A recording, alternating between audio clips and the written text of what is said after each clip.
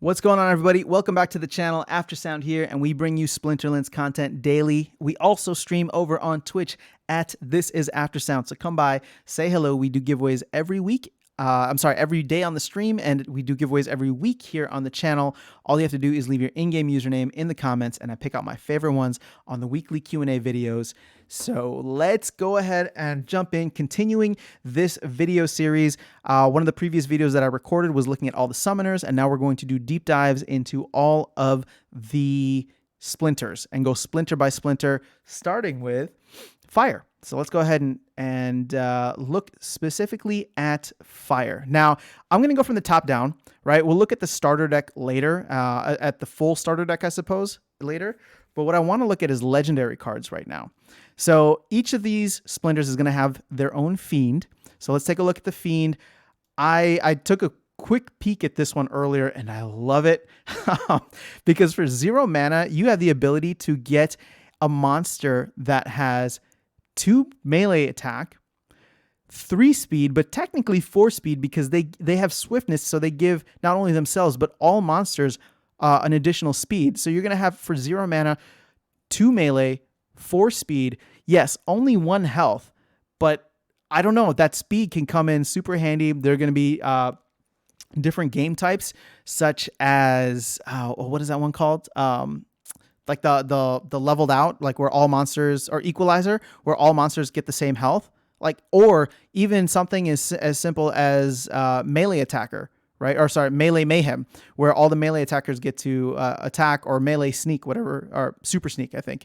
I'm still learning all the different game types, but hopefully you know what I'm talking about, where they are able to attack from not just the front position where they're vulnerable, but from back positions where, you know, he can do a significant amount of damage. Plus you put him with Tarsa, and all of a sudden now he's 3 melee damage and 5 speed for 0 mana. Oh my God.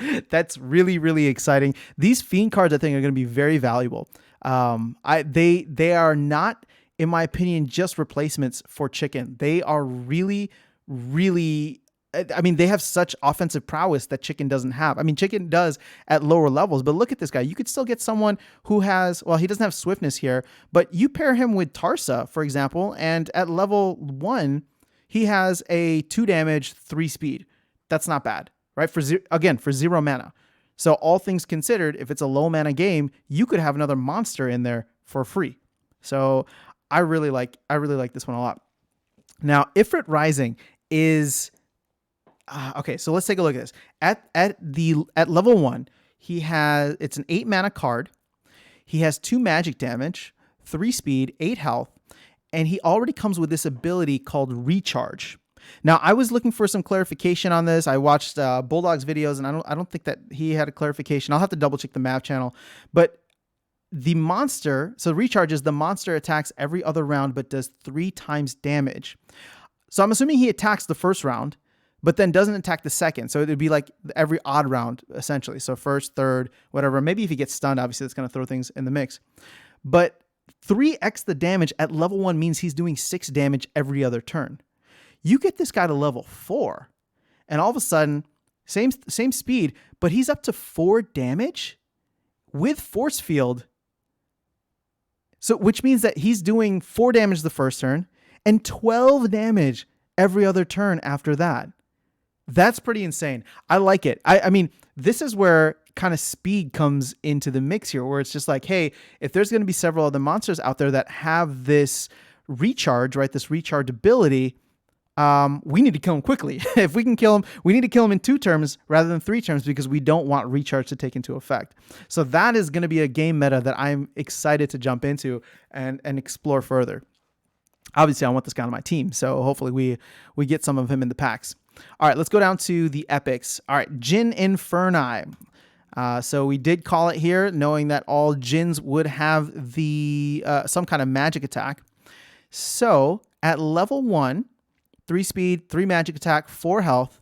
He is 7 mana, which I guess is somewhat in line with, it's in line with Jin Renova. So yeah, I guess that puts it in the same level here. has giant killer. So this is another one of the new this is another one of the new abilities, and I'm loving it. So it does double damage against targets that cost 10 or more mana. Oh my god, that's awesome. Another potential Kron killer here. They're really rebalancing against Kron, in my opinion. And maybe not just Kron, but some of the other bigger monsters out there. Because I'll have to see. Let's see if there's I mean, does Earth even have, or Fire even have anyone over 10 mana? Not in here. What about in Untamed? I believe, oh, Magnor. Ooh, this would be a nice counter against Magnor. And then isn't Caladium also? Oh, Caladium's in Dice. So let's take a look at Dice. Caladium's 11 mana. Okay, so those would be the two. I mean, again, we're just, of course, there's different ones across the board.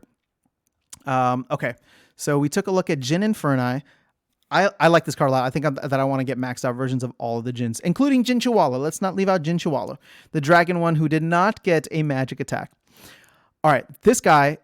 So this is what I was talking about, and I guess I was wrong on the summoner side, but we did get a monster here who has some type of magic defense, and he, to me, is a phenomenal tank. 6 mana, 12 health with Void. Now he's super slow and can only do 1 attack at level 1. But if we get this guy maxed out, he's still very slow, but he's got 3 damage, 14 health, and Inspire. So yeah, I mean, this guy could be very, very valuable. I can see him very valuable in the slower mana games. I'm sorry, not slow mana, slow speed or reverse speed games. I guess if you pair him with Tarsa, though, man, the fact that wild format is going to be absolutely wild, because I'm not even thinking about the meta within wild. But that's going to add in a whole other element, and these cards are going to just synergize in a completely different way. But I really like this guy as a tank, especially for the magic defense. Now, there's nothing here that reduces the magic for attack of your enemy monsters for fire, at least nothing that I've seen. So to me, I feel like he'll be incredibly valuable, not just against water spamming anymore, because it's now with Earth. So Earth will be a lot of the magic spams. All right, so obviously there's none for rent. I don't know why I was looking there. So yeah, 12 health, Void. I feel like this guy is going to be the one that you literally plop down right in front and have everybody in the back line do their thing.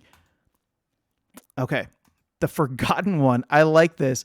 All right, so 9 mana, so just under the giant killer qualifier here. But wow, at level 1, 4 damage. He's a little slow with only 2 speed, but man, he's got a good amount of health, good amount of armor, and immunity at level 1. Wow. All right. So now you got someone on the fire team to handle the poison rule set. That's phenomenal. Okay, cool. So let's see. Once you level this guy up, so at level 3, right? So level 3 is going to be silver, right? He will get retaliate.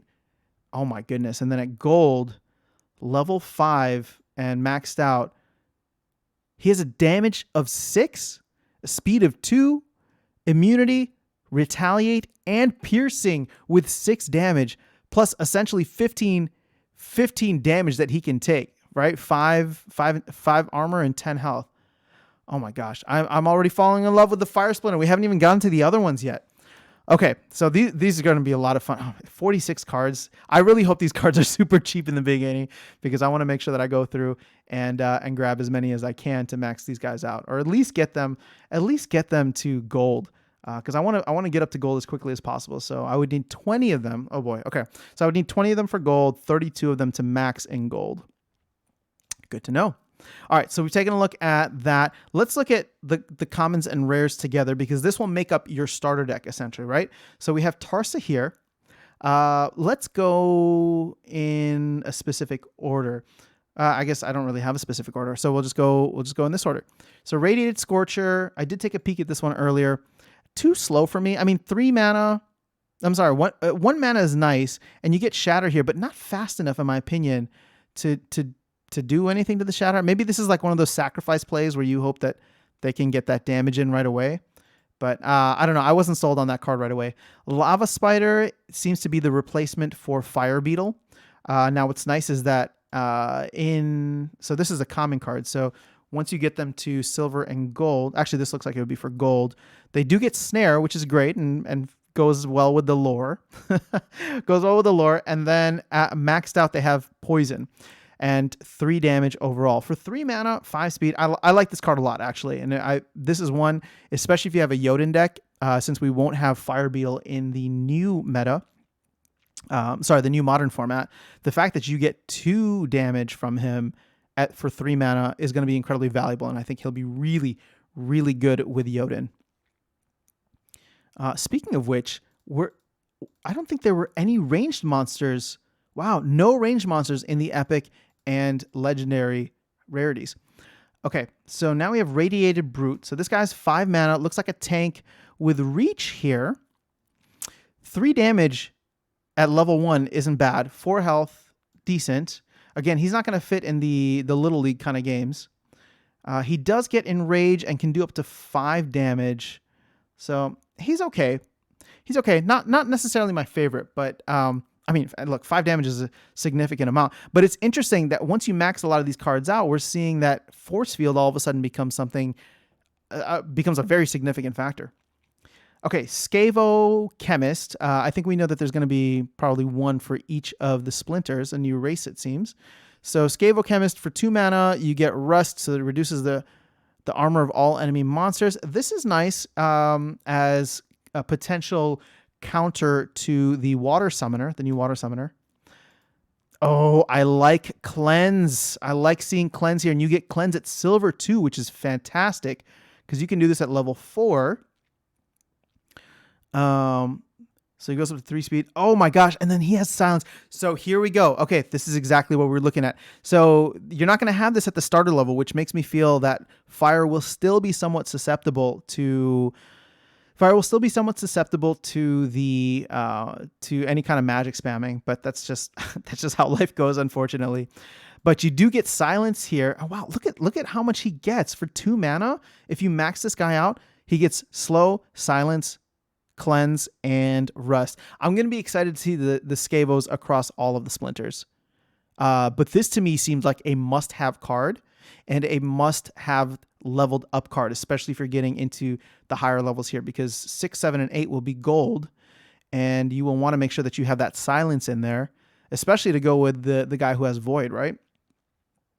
Okay.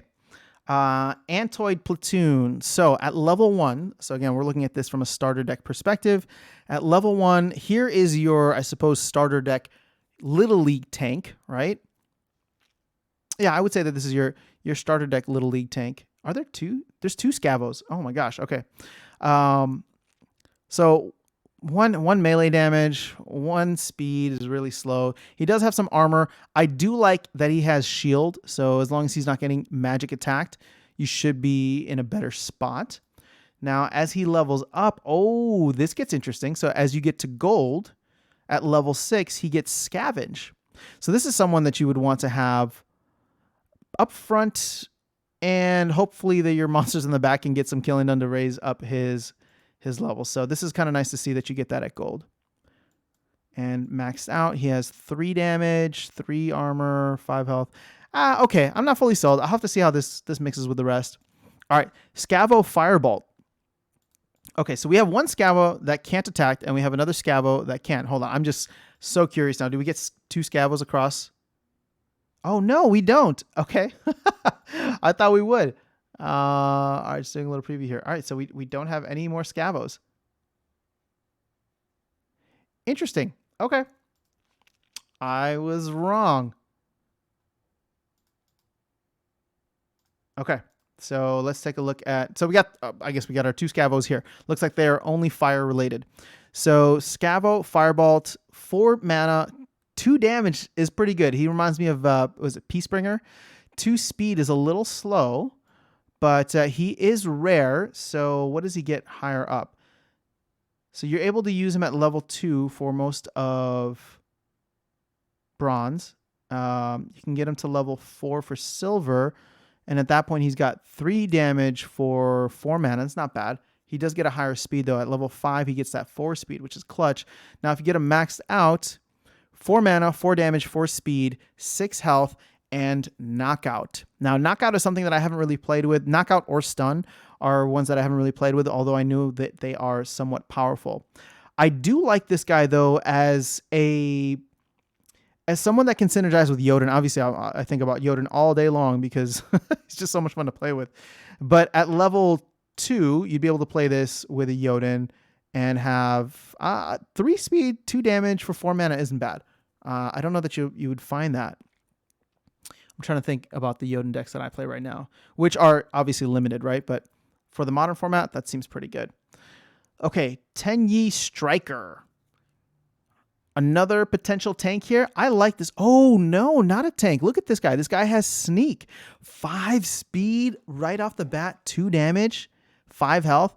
Ooh, I like this guy a lot. Double usage where he can play Sneak, or you can actually put him up as a tank and go super quick, because this guy's like a cheaper version of Phineas Rage, right? Not as much health, but also not as much mana. But you can usually get a hit in before he's dead, which I like. Now, what else does he get? Oh, man, this guy is going to be a lot of fun to put in the back of the deck. Never mind. I mean, look, at level 4, so this is going to be in gold, right? Oh, sorry, this is still in silver. At maxed out level silver, he's going to have dodge. Oh, my gosh. And then you combine that with backfire. Oh, my goodness. You're going to combine that with backfire. So maxed out, this guy's going to be able to do 5 damage for 5 mana, a speed of 7 with 6 health. Not only does he attack the back line, but if you put him in the back of your deck, actually even in the front, who cares? You put him in the front at 7 speed with dodge and backfire, all of a sudden he's able to do a ton of damage. Wow. Okay. So backfire and dodge, I don't know, that's going to change quite a bit. Obviously that makes backfire, to me, makes magic attacks so much more valuable. Obviously they're valuable in and of themselves because they don't miss, but now because of the fact that you don't miss, there's an added benefit here that backfire won't come back to you. Now, I'm trying to think also, we have Venari Heatsmith that you can pair him with at those higher levels. So backfire, again, will get an additional, right? Actually, we haven't seen that. We haven't seen Thorns, backfire, or Magic Reflect in any of these monsters.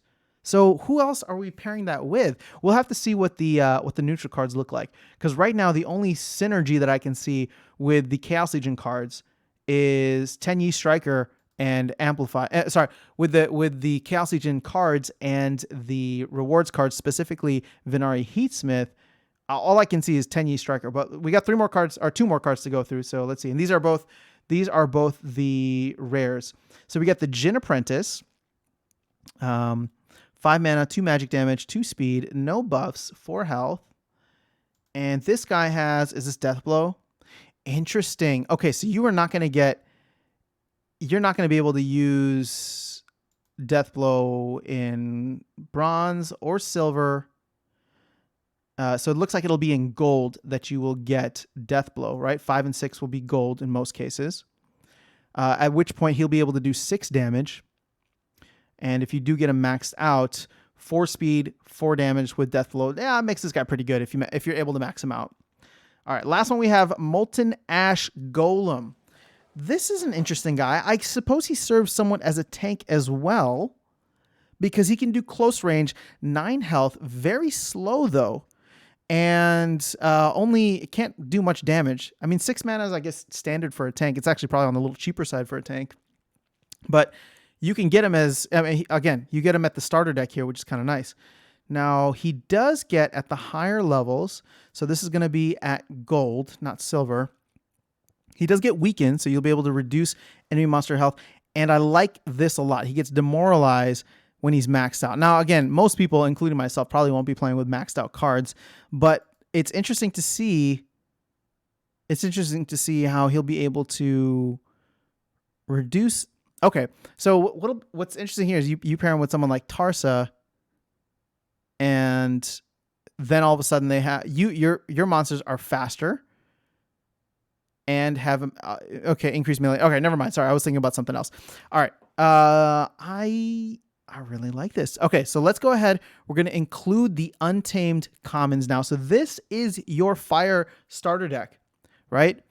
So if we're comparing what we would use right, at the starting level, to me, the ones that would be a no-brainer still, based on what I've seen here, is I still think Living Lava is probably going to be my go-to tank in this situation. Now, what's nice is the fact that if Living Lava, or if it's a non-melee game or no melee monsters allowed, you will have access to Molten Ash Golem for about 6 mana, and this guy can take a beating.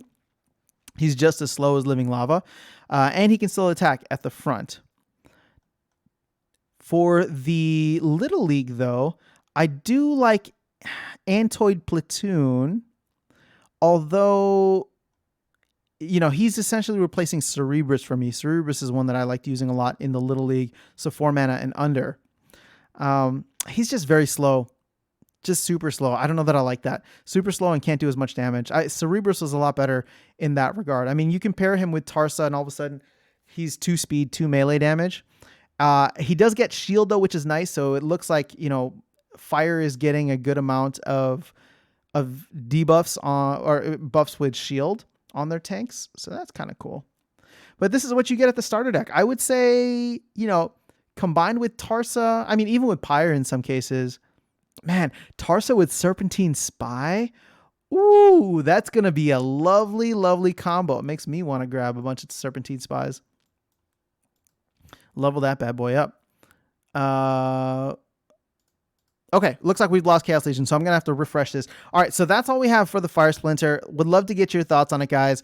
I will catch you in the next video. Again, we're going to do a video for each of the Splinters coming through on this. So Fire is done and in the books. We also took a look at the Summoners. Keep your eye out for the next video where we will go over, I guess we'll just go in order here. So the next one will be Water.